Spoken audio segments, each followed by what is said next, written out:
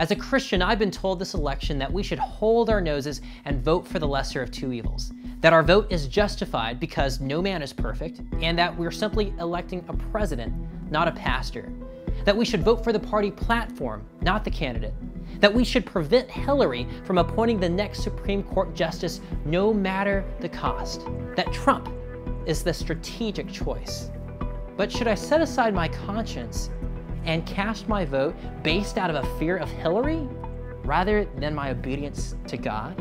Should I turn a blind eye to Trump's incredibly public promotion of fornication, adultery, hateful rhetoric, sodomy, abortion, and mockery of God? A man who says he has never needed to ask God's forgiveness for anything. What if we're thinking about this in all the wrong ways? Is it possible that as Christians, God has a higher calling on our lives than voting for either of two candidates who are so completely hostile to His commands, that God desires the trust of His people more than their strategies? That He desires our personal obedience more than He desires us to speculate about whoever the next Supreme Court justice may be? I believe in a God that is almighty, a God who very likely will allow either Trump or Hillary to become the next president.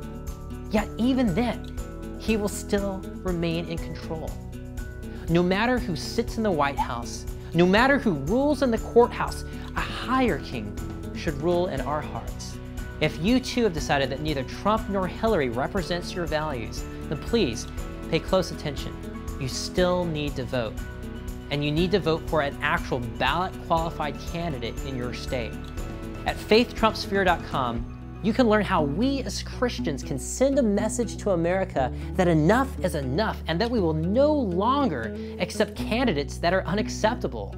If enough of us vote for actual candidates besides Hillary or Trump, we can make a statistically significant impact in this election, and the major political parties will take note. But if you write at a candidate who's not actually running, then your vote will be disregarded and your voice won't be heard.